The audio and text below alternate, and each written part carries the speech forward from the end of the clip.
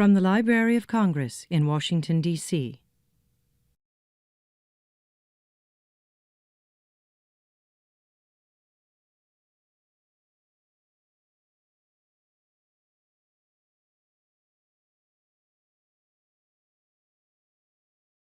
Good morning. My name is Larry Appelbaum, music specialist here at the Library of Congress. It is a rare pleasure for me to talk with composer, multi-instrumentalist, and creative improviser, Henry Threadgill. Henry, good to see you again. My pleasure. You noticed that in the intro, I never mentioned the word jazz. Yes, that's correct. Okay. And even though most, or I should say much of the information written about you is from a jazz perspective, you don't consider yourself a jazz musician anymore. No, the word has lost its meaning.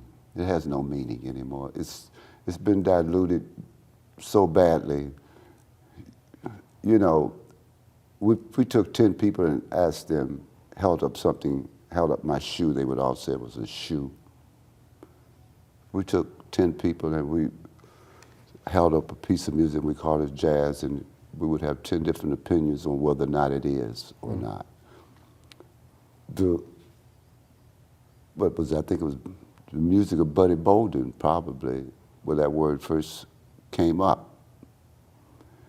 And he had nothing to do with that word. It was just, I don't know how it originated, but it was attributed to the music that he played and the improvisational style of it. I think we did understand for a long time what jazz was in both America and Europe and other places. I don't know exactly when the process of deconstruction occurred, but everything just fell under the rubric of jazz. So it's just, I don't subscribe to it, you know. But you're talking about the word itself, and I'm wondering if you feel the same way about the music. Well, the word represents the music, doesn't it? What music, you know, or what is the, when we say, even the word pop music has been diluted. What does that mean anymore? I think, you know, we had a period of pop music. There was real pop music. Burt Bacharach was a pop music composer. Johnny Mathis was a singer of pop music. But now, just about all commercial music is called pop music. So there was the improvisational music called jazz for a long time. I think we all understood what that was, but it fell over into usage by commercial entrepreneurs and people, and they took and misused it and started calling everything jazz, you know. It's for the sake of selling a lot of times, you know, like I remember at the record company, they said, well, what category does this go under? You know, somebody records some music, what category does this go under, you know? We have to market it a certain way, you know. What is the market category, you know? So, and like I said, it's just gone so far now, I don't even want to be associated with the word, you know? Because you have people say, you have kids say, oh, I don't like jazz. They don't even know. They say, well, there's probably something that they call jazz that they don't like. But nobody likes that everything. Nobody likes, right? You know, so I'd rather for people to engage me without a label, you know. I prefer that. Just come and sample me and you don't know whether I'm a hot dog or a hamburger. Or both. Right. It's interesting because you're an artist. I mean, you're a composer, you're an instrumentalist, as I mentioned, but you're an artist. And yet you make your living in the world of commerce. Yeah. So how do you balance those things? How do you reconcile them? And I don't know what you. Of course, I mean, the commerce in that money is exchanged Is that what you mean? Mm-hmm. Well, And marketing and branding. I don't make any concessions to what I do artistically. It's never a question of like where artistic control and opinion rests. It's always with me. I've never done anything other than that, you know. Let me ask you briefly about the performance last night. You performed on the stage of the Coolidge Auditorium with your group Zooid. Your thoughts about the performance? I don't know. You know, music goes by so fast, you know, the commitment to play the music at the time, to play for people. I play for people. That's what I do. I play up to people, not down to people. And it just kind of leaves me afterwards, the amount of involvement. When it's over, I might have a momentary reflection of it, but it's like, I can't really recall it. It always requires me to listen to a recording of it or something. I'm just really not there afterwards. It's like this release, and I just don't remember what happened over that period of time, you know. I mean, of course, I remember incidents of like, I should have been closer to the mic, or I didn't hear so-and-so as much as I'd like, but if I just had to say, did it feel good? It felt perfectly fine. I mean, from what we were doing, you know. At one point, probably 10 minutes into it, I noticed that you got a big grin on your face. You were just standing there holding the flute while the band was playing, and you start to smile. Mm-hmm. I mean, a big smile. Mm-hmm. And I was just curious, are you ever surprised all the time by how your group realizes your music? Oh, I'm not surprised about that, but I'm always surprised about what happens, you know, because the commitment of these people. This is by far the greatest ensemble I've ever had. What makes you say that? Because you've worked with great people. This is the greatest ensemble I've ever had. It's the level of commitment, the length of time of the commitment, the depth in which they dig into the different levels of the music on a notational level and on a non-notational level.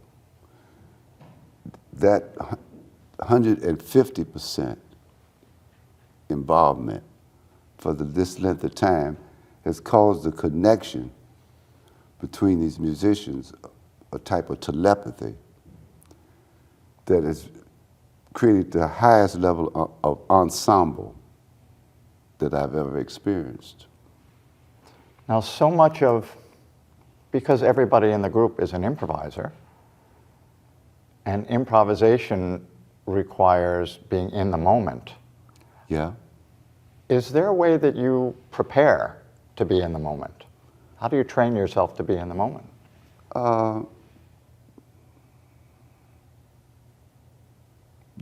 You don't. You just prepare. But you know, it's going to be a surprise. You don't control the factors. It's like the rain. You can't get ready for the rain. You can have an umbrella. You're going to get wet. It's okay. Yes, umbrella, you will. no umbrella. You're going to get wet. You can't prepare for the rain. Do you get wet on stage? Yes. Yeah. It's nice. Yeah.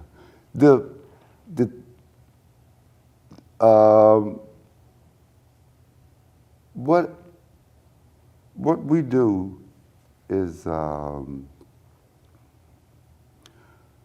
the process that I'm involved in with the musicians is everything. It is the thing that enables us to handle what happens in the moment.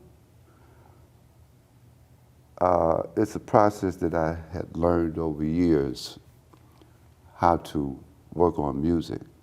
And I can't think of the German word, but I use the German word for rehearse. It doesn't mean rehearse. What it means is to explore and search. The American word rehearse is just about going in, read the text from left to right. If you read the text from left to right and get it correct, you're finished. Mm-hmm. There's nothing else to do. We read the text from left to right, right to left, tear the whole text down, reinvent it every possible way that we can imagine, drop out parts of the text, never add anything to the text, but completely destroy the text, reinvent the text over and over, leave out parts of the text. Then we know something about what we're about to do. Do you do that strictly in the Every exploring yes. phase, or Yeah. do you do that in Yeah. performance? No. In the performance, we have to, we don't have to.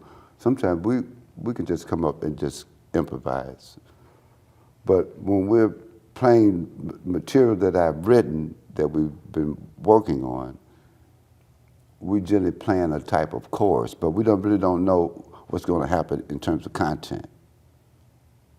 We can plan the chorus, but what's going to happen in the chorus, that is going to be a surprise. So it's a route. What is it? It's just a routing. We set up a routing, you know. So you say, okay, I'm going to stop at First Avenue. Well, how long are you going to stop at First Avenue? What are you going to do at First Avenue? When we leave First Avenue, we're going to Second Avenue. So we get to Second Avenue. Well, what's going to happen at Second Avenue? How long will you be there? How much will be revealed at Second Avenue? What won't be revealed at Second Avenue? And you say, well, I got 2 more avenues, but you stay at Second Avenue so long that when you get to Third Avenue, you pass it so briefly, it was like it didn't even exist. So it's a routing that I generally arrange, or we generally arrange. We look at all of the, it's this process, what I'm saying. Process is everything. And so we arrive at a routing through process too. We say, okay, what's the routing going to be? We start looking at, so we'll use this for this concert. This is the route we're going to, this is the routing for this piece, routing for this piece, you know. And before we play that piece again, the next time, it's the same thing. We go back into deconstruction and rerouting so that we don't have to be familiar with what we did before as much as possible to avoid what we did before so that we can have a more spontaneous reaction in the moment. Okay, so a lot of this depends on intuition. Yes? But I know you're deliberate in the way you construct your compositions. Yeah. So is there a correct way to play your compositions, or do you allow your musicians to tinker or mess with the DNA? Yes, they can do anything they want. But what happens is I bring in a piece of music. Everything has to be brought in some order. Mm-hmm. That does not mean that that's the final order or the best order. It has to, so that how I bring it in, that's an arrangement. But that arrangement doesn't mean anything. It has to come in some kind of way, you know. Right? Is this collaborative then? No, after that, then right, it starts to become collaborative. And things, you know, I start hearing things, they hear things, they say, we suggested, why don't we move this over here? Why don't we shift this over here? Why don't we not play this? You know, everything becomes open to improvisation. That's the other thing. In traditional jazz, everything is not open to improvisation. The form, The form is in improvisation. Everything with us is in improvisation. There's nothing that is sacrosanct. Traditional jazz has all these things that you don't touch. So if somebody wants to study your music, for example, they can certainly listen to recordings, but I'm guessing that only a small percentage of your composed work has been recorded. Is that true? Oh, a large percentage of it. Oh, a large percentage. Oh, yeah. Okay. Yeah. And yet, the composition itself may be different in certain aspects than the recording. Oh, yeah. Sure. Because it can be, I can make 10 recordings of the same composition, and they all be, I mean, not different just in improvisational content, but completely different in every aspect. Might not even be all the parts that you heard won't even be in another. That's what I said. Everything is open for improvisation. That means the give and take and rearrangement and deconstruct of anything. Now, when you conceive of certain processes or certain systems or certain compositions or structures, do these things come to you sort of fully realized, or do you literally have to construct them and work on them and build them? That's a funny, I remember when I was growing up as a kid, I was always curious about that and would hear these stories about composers conceive a whole entire work at once. I never believed that. No, that never happened with you? Never happened. If it happened, why did they have workbooks? You wouldn't have a workbook if you fully conceived of something. There would be no sketches. Sketch 1, sketch 2, sketch 3. Do you keep all your sketches? I do, yeah. But each piece has its own kind of birth. I have had things that come to me completely, ideas that exist for this amount of time, but something that exists over a long period of time, no. So if what happens is something comes to you and it has you examine it and see what the potential for its growth is, and you follow the potential paths of growth, and using your artistic reasoning, develop it that way. That's what happens. I assume the growth never stops? It never stops. Does that mean you're never finished with a Never composition? finished. Well, you have to stop. Yeah. How do you know when you're done? That's an artistic decision that you have to make. And That's artistic. For myself, you have to wear two hats. You create something, and then you go and sit out in front of yourself and you listen to it, listen to yourself. Interesting. Yeah. Otherwise, you can be very self-indulgent. You have to tear away from yourself and then go and look, because say, the baby that you like the most, you better get rid of it. Because that's the problem. But you never know that unless you go and sit in front of yourself and examine it. If you just stay on one side, you'll just enjoy what you're doing and be excited by it. You have to step away from yourself in order to critique yourself and be really, really honest with yourself to say that I'm detached, because you got to deal with the whole idea of perception, optimum perception, and other issues like that, Have you always been able to detach? No, you learn things over time. I hope so. Yeah. Are you self-critical about your work? Very. Yeah. That's what I'm talking about. The ability you have to split your personality and look at what you're doing.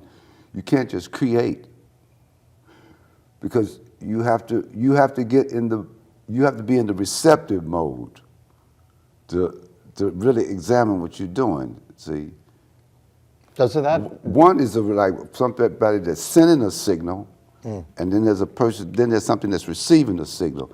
That's what the experience that you got to try to have when you create, because you can go into you can overload, all kind of things you could do. You could overload, distort, because you're only sending. But when you step back and look at it, then you say, this is not right. You know, it's too much of this, too much of that, too loud, too soft, too fast, too slow, too soon, too late. And sometimes just right. Right, sometimes just right. That's how you get it. And just right for the moment. Just for now, for what you're getting ready to do for it now, because the next time I do it, I don't want to see that.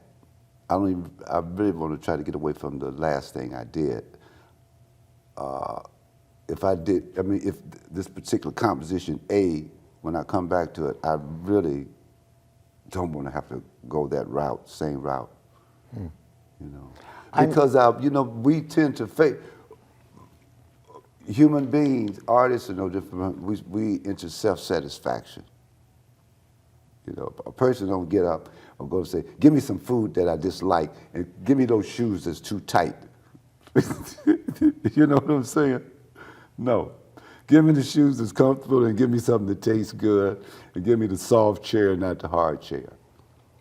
So we have to, so that means that you might be apt to replicate what you did before. You might start to refer back to something that you did because of the satisfaction of it. So you don't want to have to refer back to things that were satisfying that you thought was okay. You know, you want to try to find a new way of addressing this, coming at it a new way, and not go back to anything. You know, that's what I do. You know. I know you've said that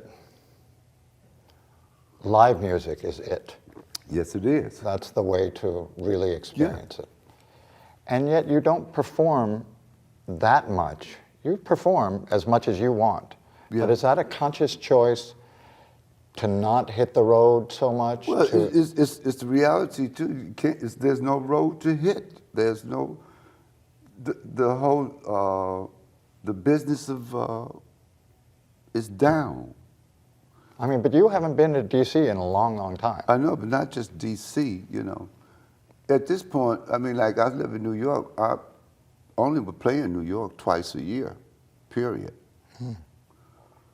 Or any place else. But the opportunities to play don't exist the way they used to exist. That has changed drastically in the United States, in Europe, in Japan, and everywhere else. Nobody's working the way they used to work. The venues, the entrepreneurs, they're not there. I was talking to some people from here last night about that. When we were playing here, we were also playing in Boston. So we could play in New York at that time. We would play New York, Boston, which had more places than D.C. They had about 4 or 5 places we used to play in Boston. And guys were making enough money just going from New York to Boston to D.C. and Philly. Never leave the country, never go to the Midwest, never go to the West Coast. They could just sit right out here in this pocket and play. But that's gone. See?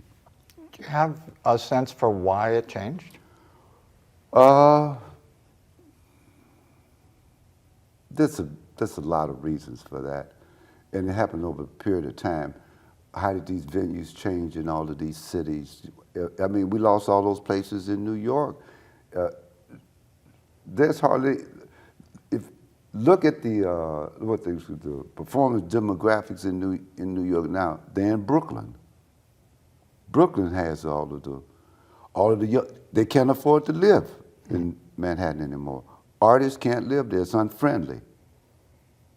It's expensive. Economically unfriendly. Yeah. You know, by design, I might add. Even Brooklyn's getting expensive. Yeah, because see, that's what happens. When something gets expensive, it spreads. to all the neighbors. All the neighbors start saying, well, he's selling beer for 75 cents at the corner. I'm selling it for 50 cents. I'm gonna try to sell it for 75. I'm selling for, and nobody's complaining. Beer for 50 cents. I'm getting nostalgic. Yeah, That's how it works. This person sells their house for $100,000. Yeah. Over across the street, they had been selling for 65. Now I said, okay, everybody starts selling for 100,000. Cross the river, you know, into Brooklyn, you get close to Manhattan, price goes up. Mm-hmm. Now it's just pushing and pushing and pushing. Now they push the people, and the price has been pushed all the way to East New York. But you still live on the Lower East Side? I still stay, yeah. If you've been there a long time like myself, you can avoid a lot of these economic problems because of the rent laws. I see. You know. Do you receive commissions? Yeah. How often? And what do they want? Are there strings attached? Well, no, there's no strings attached other than like what they want you to write for. Sometimes, I mean, I get commissions to write for anything that I want to write for, but oftentimes people, they want something in particular, you know. For example? You know, somebody say, I want a clarinet concerto. I want a string quartet. I want a trio for harmonicas, you know. That's how most commissions work. They come with a description of what they want. Got it. Do your compositions have expiration dates? What do you mean by that? You mean like a shelf life? Well, an aesthetic shelf life. I mean, for example, the things that you may have written for Air or for Sextet or X75, you're not going to play those necessarily with Zooid. No, I don't. No. So are those just fixed in time? No, not necessarily. If they're fixed in time with me, Oh, I see. I don't go back. That's not good for me with anything. Going back has been destructive in my life. Really? And I've In what learned way? It's just never work. Every time I go back on things, they go wrong.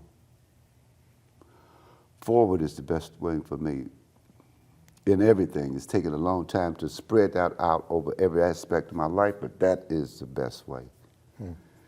And it's the music that I conceived anyway for at different times, I conceived it, if it wasn't for orchestra or chamber orchestra or something, if it was for these improvisational groups, I don't really want to go back to that because I had these orchestrations and things in mind at the time. And I don't want to go back and try to come up with a new orchestration, you know. And a lot of times people, not just orchestration, what people could do and what people couldn't do, I was concerned with. Because it's always interesting what people can't do. That's interesting, actually. Of course that's interesting. I mean, I know that you can jump over the moon, but you can't jump over the sun. I say, oh, maybe I better try to see how I can get him to jump over the sun. I know you can't do it, but might really come up with something. Well, everybody struggles with something. Yeah. And that's what makes us human. Yeah. You know, people say, oh, it's so great. You know what these people can do? It's not what they can do, it's what they can't do is what I'm concerned with.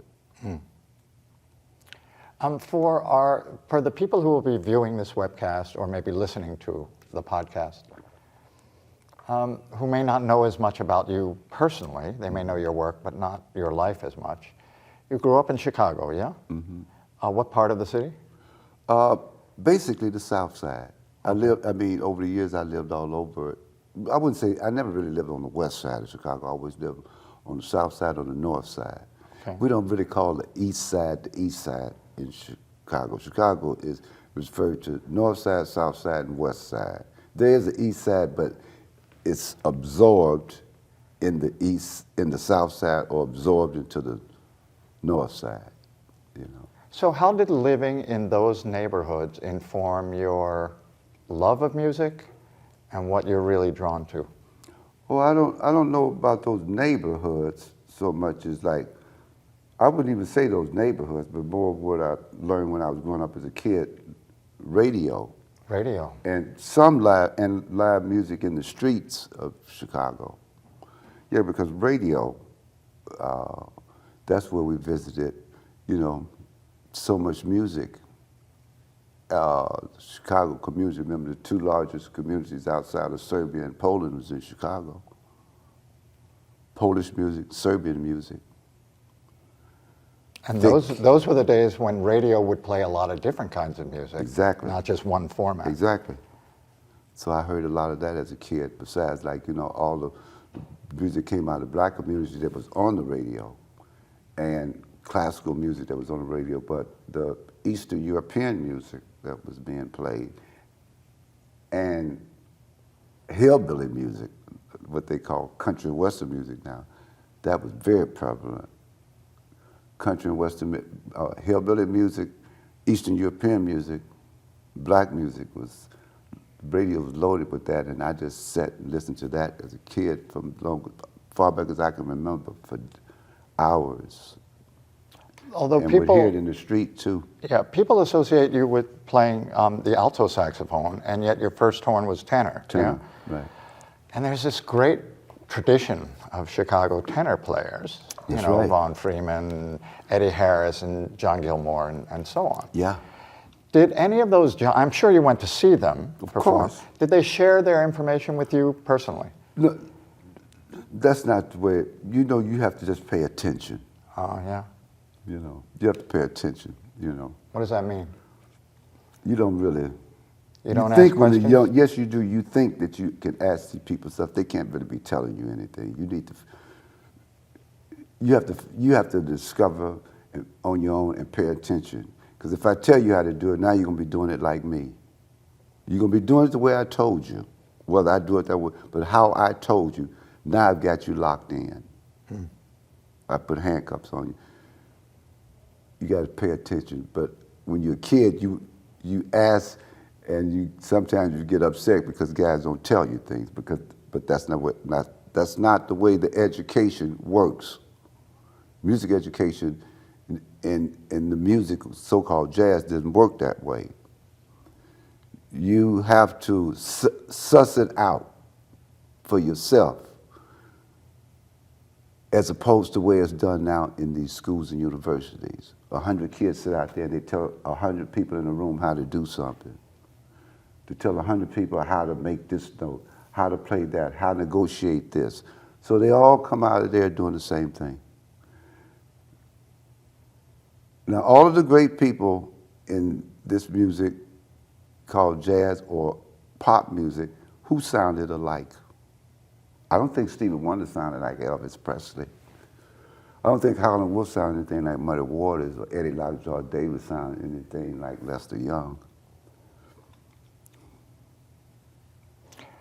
And yet I know you had memorable experiences, for example, meeting John Coltrane. Yeah, Coltrane, I met, I met so many. Chicago was hot. Yeah. Chicago, I mean, it was like 52nd Street here. Chicago, we had a live music. Everybody was constantly in there playing. Coltrane, Miles, it didn't matter, Art Blakely, the Art Farmers, there was Johnny Griffin, Eddie Lockjaw Davis, Count Basie. I met Duke, I met Coltrane, I met all of them when I was very young. You met Ahmad Jamal? Oh, I grew up under Ahmad Jamal. My uncle played with Ahmad Jamal. That's how I first wanted to play bass, because my uncle played bass when I was living with my aunt and uncle in Rockford. That's when my Nevin Wilson, he's a bass player, played with Ahmad Jamal. For a while, they were, closely associated with each other. Was there a recognizable Chicago sound? Like No. when you listen to somebody, could you tell if they're from Chicago when you listen to them play? I could, tenor players, and also Southwestern, Texas, Oklahoma. Yeah. But what gives it away? What gives away the Chicago sound? It's not a Chicago sound, it's the way Oh, it's an approach. It's kind of a sound, and it has a lot to do with intonation. It's a very wide idea about intonation, whereas it's very strict in other regions. You know, that this is that this note is in tune, and this is what it should be. But Chicago, the tenor players and stuff, they didn't think that way. It was like, you know, it was very, very wide what you could do, you know. Von Freeman. But not just Von Freeman, John Yeah. Gilmore, Yeah, you know. yeah. Who is Horace Shepard, and how did you start Horace to work Shepard with him? he was a very famous, I guess you call evangelist, Church of God minister in Philadelphia. And how did you start working with him? He heard me in Chicago.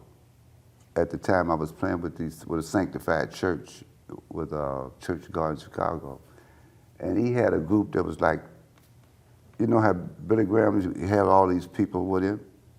Well, he had a group of people with him that was like really something. That he had recruited. Revival, or what is? Yeah, we go around, you know, and like they would just would come through and just roll over places. The talent, the musical talent that he had up on the stage, it was nothing like what Billy Graham and them were doing at all. So I mean, you talk about some people that could really play violin, piano, organ. I remember the what family was that? Can't think of their name right now. The youngest daughter had perfect recall and perfect pitch. And his great pianist named Alan Turner. He would sit down and start improvising at the piano, and she would go to the organ, and it would sound like an echo because of a perfect recall. He would be improvising, and she would be picking it up as fast as he could put it out. I mean, he had a whole. It was a traveling review or show in a way, because but we used to go through big revival places where a lot of times it'd be these big almost kind of a competition, but this minister against this minister, who was the greatest ministers and stuff, and so like you'd be a part of that. We'd come into a place and like roll in, and invariably he would take over. I'm sure. But he was famous when I was a kid. He was famous as a child preacher when I was a kid in Chicago. A lot of those preachers could really swing in their own way. Yeah. If you break down their cadence, Yeah. some heavy stuff. Yeah. They're very musical. Yeah. Oh, very. Yeah. Yeah. Is that when you switched to alto? Yeah. And what prompted that? The church that I was playing at, the Church of God, the minister's name. Morris was the minister. And I came there the first time he asked me to play. I think he asked me to play that song, what was it? His Eyes on a Sparrow or something like that. And I went up and played it. Now this is a sanctified church. It's quite a bit of different. I grew up in, my one grandmother was at Baptist church, the biggest Baptist church in Chicago, and I had another grandmother that was at Church of God in Christ, which is more spiritualist type of church. So I played it, and it like just fell flat. It was like the people just kind of like polite. It was very polite, the response. And the minister told me, he said, after it was over, he said, Henry, you know, he didn't say anything about the performance. He just said, you know, up under the pulpit, I've had this saxophone. I don't know what it is. He said, but I was just, it looked like it's not as big as the one you got. He said, why don't you get it fixed up and I'll pay for it. So I took it and got it overhauled. It was alto. And when it was overhauled, I came back with it and he asked me, he said, you know, I want you to play that piece again for me, His Eyes on the Sparrow. When I went up and played it, His Eyes on the Sparrow, it was a big different response that was going on in the church. So I remember I had this realization right then that the tenor is a blues horn. And the blues horn is not necessarily a church horn. The alto is a church horn.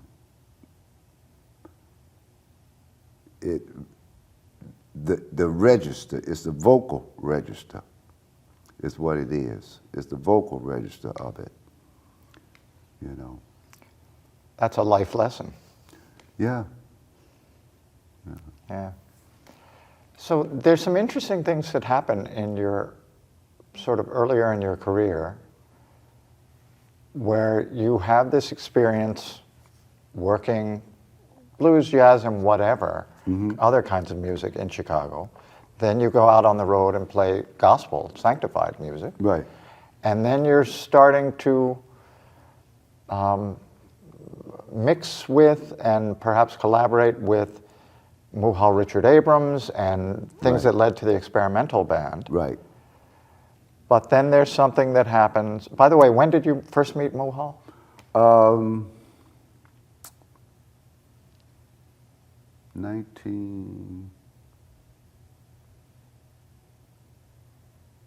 Maybe 63 or something. 63 or 64. Same period of time when you met, what's his name, Phil Coran? Yeah. Yeah. Actually, I think I met Phil, but I met Phil on the train, on the L train, before I met Muhal. Muhal came and played at our school. We had a music club at college, at Wilson College, and we invited him with a group to come there. But I actually ran into Phil Coran on the public transportation system. You know. By the way, Sun Ra was also living in Chicago at the time. I grew up under Sun Ra, listening to Sun Ra on a weekly basis at the rehearsals. So was there cross-fertilization between Ra's orchestra and the experimental band? And No, people, that was like three kind of leaderships going on there with Sun Ra, who had been the first one, and then Muhal and Phil, who had been together but then split. So like they had both had a different camp, philosophical musical camp, but they all went back to Sun Ra in a way. He had been the originator of it, and so like a lot of people would end up playing with Sun Ra, would end up over here with Phil Coran, or they'd be at AACM and Sun Ra. So it was this kind of triangle that worked that way, you know. And you gravitated towards Muhal, or did you work? Yeah, I worked with Phil Coran too later. Yeah, I was in a great small ensemble with John Stubblefield and Pete Cozy, Steve McCall, Sonny Rollins' aunt on piano, sanctified pianist. Huh. I think it was Master Henry, could have been Master Henry on percussion. Well, if it wasn't Master Henry, it was this other percussion player. It was a great, incredible band. So things are happening in Chicago, definitely. A lot of creative musicians and movement. And then at some point that coalesces into the AACM, the Association for the Advancement of Creative Musicians. But you missed the first days of that because you were somewhere else. I was in the service. But where were you specifically? First I was in the States. When they started up, I was in the States in '66. And came back in, I was at a couple of the first recordings. Not the first, I was at Muhal's first recording and Joseph's first recording, but I missed sound, Roscoe's. And then I was gone, because then I was in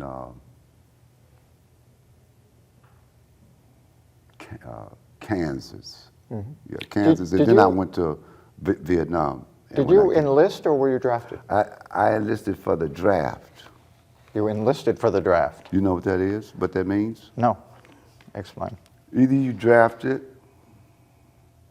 or you join. There's another category. If you're a professional person, you join. You're a tailor, you're a dentist, you're a professional musician. If you join, you get to do what you want. You have a contract with the government. I see. Nobody else has a contract. So if they don't do what's in the contract, you get an honorable discharge. But you stay in between the length of time of a person that's drafted and a person that joins. 6 months longer than a draftee. So you joined as a musician. Yeah, because of my, what the guy at the draft board told me. They were getting ready to draft me. I was like working, trying to save some money to take some more classes at the American Conservatory of Music, and I didn't have, and so my status was gone. The exemption status was gone. I was like operating up under the radar. They thought I thought the government thought I was still taking a full load, but they checked the school and found out I was taking a part-time load. And he told me, he said, they're gonna draft you. And he told me, he said, the best thing you can do, he said, you're a musician, right? He said, join as a musician. So, and it worked very well, because I actually went in as an arranger and a musician. I had the first arranger's job in Kansas. There are good musicians in the service. Oh, you kidding? That's been the history. Who Yeah. wasn't in there? Who wasn't? Name any great musicians that wasn't. Charlie Parker. Just by, Dizzy, they all had to those let bebop Lester Young guys. go, Yeah. right? So how do you get from being first arranger to in the infantry in Vietnam during the Tet Offensive? That's how I got in the infantry, because of some music that I wrote. Really? Because of the music you wrote? What does that mean? What's the story? Yeah. The conductor of the orchestra, concert band, had gone away, and they had given me a commission to write a medley of these American, I don't know how to call these Americans, Oh Beautiful, all these kinds of Patriotic Oh songs. Beautiful, all these kind of things, a medley of these things, Rock of Ages, a touch of that and all of that. And I wrote it, and it was very, I guess it must have came across like Stravinsky or something to these people. At the time, the band, the musicians in the orchestra loved it, but the band conductor had never heard it, so the master sergeant was conducting in his place. And we never knew I never knew what it was really for. It was for some big inauguration in Kansas City. Well, the cardinal, the governor, the mayor, the head of the Fifth Army, which controlled that part of that, were all on this podium for this, and this piece was being premiered, and the cardinal was going to speak. The piece, and the conductor came in, was conducting on the fly. I mean, he was conducting right at that moment. He looked it over, and he had never even rehearsed it. But that was neither here or there. They weren't up in this piece anymore, about 8, 10 bars, and the cardinal jumped up and screamed, "Blasphemy." That's what he said. He said, "Blasphemy." And the governor looked at the mayor, and the mayor looked back in, and then he looked over at the heads, the generals over at the chiefs of the army, and looked down at the conductor, because the cardinals looked at it, he made it clear that he was like, this is blasphemy, what's going on right down here. And the guy was about to faint, the conductor was about to die. So he looked to the first sergeant, the master sergeant, who had left him in charge, to say, "How did you put me in the soup?" You know? So the guy, then they pointed to me. I was on the sidelines. I wasn't even in the orchestra playing. So it was like, it was all ass up, like click, click, click, click. Conductor to first sergeant said, "Threadgill did it." Threadgill did it. We packed up, They stopped the performance, got back on the bus, and of course they jumped on me on the bus. Okay, Threadgill, you're back in the orchestra. We want tomorrow morning, back in uniform. I didn't even wear. I was in civilian clothes. I used to lay around, lay in my bed all day, smoking, reading books, listening to music, writing music. They said back in uniform, and what did they say? And we want you, and back in the clarinet section. So this is the next day. Orchestra dinner rehearsal has a morning rehearsal, an afternoon rehearsal. First I come in, and they said, back in the second clarinet section, I said, oh man, I got to sit back up here and do this again, So we went to lunch, came back after lunch, the afternoon rehearsal, 1 o'clock. We come into the orchestra room, sat down. The guy was getting ready to start the music. This guy comes in the door in uniform, in all dress uniform, carrying a dispatch case, one of them leather cases. They call and say, attention. Guy opens his briefcase and pulls out these papers. They told everybody to pay attention. And, it sounds like something where they at the hog races. Blah, blah, blah, blah, blah, blah, blah. This guy started reading off this stuff. According to so, blah, blah, blah, blah, blah, blah, blah, blah. I was a private Threadgill, so-and-so. I said, what did you say? And he said, shut up, So-and-so, private Threadgill, blah, blah, blah, blah, blah, blah, be signed to the 4th Infantry Division, play cool. I said, play cool, where's that? They said, hey, we told you to cool it, And then the guy said, he got to the end and he said, he got 30 days to get his life in order, report to Oakland, California, and then on to play cool the 4th Infantry Division. I said, what the, I can't say it on camera, what the expletive is this? I said, you can't do this. I'm a clarinet player. I'm in high demand. I said, nobody gets rid of clarinet players. I said, I'm a piece of jewelry here, man. What are you doing? In one day. It was an afternoon performance, 2 or 3 o'clock in the afternoon, to show you how wheels can grind. The 5th Army General's Command cut papers overnight. 1 o'clock the next day, guy comes in, reads the riot act on me, tells me I got 30 days to get my life in order, report to California, and sit there and wait on a ship or sit there and wait on an airplane to take me to the 4th Infantry Division. And I said, where's Pleiku? In the central highlands of North Vietnam. And so first thing I thought, I said, let me review my contract. Because I said, 4th Infantry Division, you can never beat the government. You can beat them, it takes a long time, but it's very difficult. Say, I went to the 4th Infantry Band, but what's the first word? Infantry, band. Infantry, sergeant. Infantry, cook. Anytime they get ready, infantry. See? It's like a card game like that. Play your horn today, say, get out there tomorrow. Did you see combat? Constantly. You were there during the Tet Offensive. 2. 2 offensives. 2. I got blown up in the first one, in the Jeep. I got injured in the first one, in the Jeep. Mm-hmm. What did you take away from that experience? Oh, wow. So much. First of all, it got rid of religion. Okay. And found out what spirituality is. And I heard a lot of fantastic music and met some great musicians, and I ended up seeing another part of the world, both Vietnam, Hong Kong, and where else I stopped? Someplace else.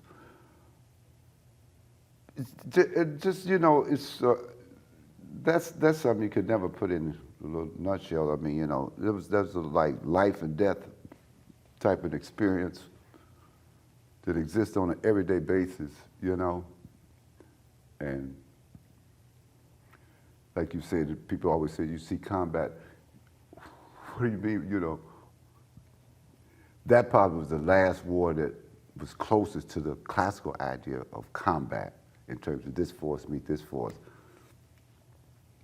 But it didn't exist that way except at certain times because there was a new game plan. The Vietnamese had another game plan that the Americans weren't prepared for, you know. Guerrilla warfare and terrorism,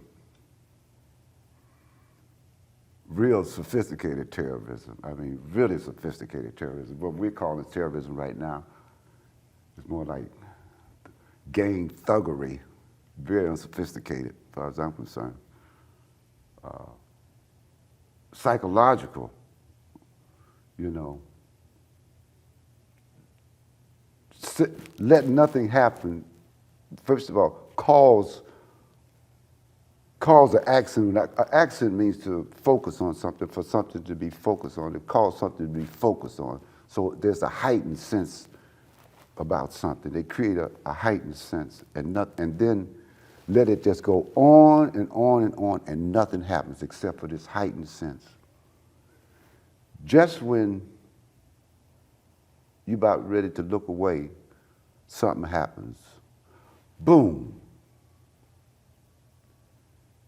And then nothing else happens, and then it comes back exactly at the same time. Like it was on a new moon, it comes back on a new moon. And then it never happens again. This is what I call terrorism. Because this is all mathematics and sense of mental mood, you know, that they were playing with, you know. Not just a whole lot of little ground trickery, you know, putting things in the ground. They were playing the long game, too. Yeah. So to come away from that, it's, you know, it was like, it wasn't pleasant because, like, you know, to see mankind at the lowest level, because that was the first time. I mean, I grew up in Chicago. I mean, kids now, they have guns and do all kind of crazy stuff, you know. Weapons, I mean, you know, was it, you know. That says this is sad, you know. I mean, among the Americans themselves, you know, everything got resolved, you know, like the great thing, I would say, the greatest thing that happened, as far as I can say, as far as the Vietnam War, was the relationship between blacks and whites. That got solved in a Wild West way. Come out in the street. What went on in World War II and the Korean War between blacks and whites, that stopped, you know, Vietnam War. That stopped dead. That was like, you want to do it? Let's do it. The brothers stopped it. Cold, believe me. Cold, yeah. And for the best, because the comradeship between blacks and whites was for real. They didn't have it before. Then that was the only place they had it, except people that was marching for things in this country together, but not, that's different than being under this threat of death on a daily basis. You understand? Life and death. Yeah. So you returned to Chicago a changed man. Of course. And things had changed in Chicago. Yeah. In this country it had changed. So the AACM is up and running at that point. Right, and that was a And haven for me. Yeah.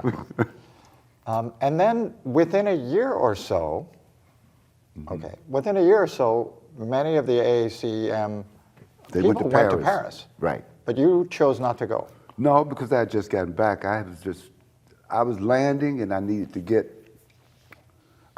a sense of what was going on and get myself together in Chicago and get my music going. And by the time I got everything going, the Paris days were ending. Everybody was coming back. I mean, that wasn't just Chicago. That was period. The migration to Paris was like was painters, everything, you know. Everybody was there. Johnny Griffin, you know, Don Bias, Archie Dexter Shedd. Gordon, everybody was Yeah. in Paris, you know. James Baldwin, everybody was there, you know. Dancers, you know. So it just had run its course, you know. And so then we saw the exodus come back to the United States, because that's when Don Bias and people came back here, and forget the writer. So by that time I had formed Air, and but I had gone over before that, you know. I chose to go, I said, well, Paris is over, so I went to Amsterdam. Amsterdam still had something going on, but it wasn't like the artistic capital like Maastricht or Paris or what Vienna had been, you know, but it was still something happening there. So like I went to London, and then I went to Amsterdam and lived with a great painter there. You've actually lived in different places around the world, not just Vietnam or stayed in Hong Kong. Yeah. South I know you've America. spent a lot of time in Caracas. in India. Yeah, In Caracas Goa? and Trinidad. Yeah. Do you think of your creative aesthetic as Eastern or Western? Neither. Neither. Both? Or everything? Just everything, you know. You just you're the sum of everything that you are, you know. Whatever that might be. If it's all Western, then maybe the summation is a Western summation. But like, I spent time in the islands, and I spent time in India and Venezuela. Indonesia? No, not Indonesia. No? No. Okay. No, India, in Caracas, in Venezuela, Maracaibo, and Port of Spain, and Tobago. Do you believe in fate? You know, I'm not sure. I'm not really sure. I've thought about that a lot, but I'm not really sure about that. You, I think in February, you will begin your 7th decade. Yeah, that's what I've been told. Do you reflect on that? No, I never deal in those kind of things, those numbers. They're meaningless to me. They've always been meaningless to me. They thought it was something, my teachers thought it was something wrong with me when I was a kid, because they used to tell my mother, he doesn't know his birthday, because they said, you want a birthday? Here. What do I need to remember that for? It's just taking up valuable space I need. I need all my storage space. Some number that like that, I gotta remember that, you know. They say he's got 7 birthdays. So? I don't get it, you know. How much of your life is improvised? All of it, yours is too. That's what's so important about improvisation. People don't understand. This is a way to live your life and to solve problems. An improvisational approach, it make you stop doing foolish things and making the same mistakes if you take an improvisational look at things in life. You know, people get faced with things. Here, that door closes over there, it gets boarded up. Oh, that's the only way out. Everybody's looking that way. Why is that the only way out? If you turn your head, it said, well, there ain't no door over there. So does that mean you can't get out over there? You understand what I'm saying? It's a lateral type of thinking. It will keep you from making bad choices in life. And a lot of times you can solve a lot of problems in your life on a daily basis, simple things, you know, because most of our behavior is habitual anyway and predictable, you know. And when there's a conflict, we don't have the reasoning ability to come up with an acceptable alternative. We generally have a conflict, you know, because we're not thinking improvisationally, you know.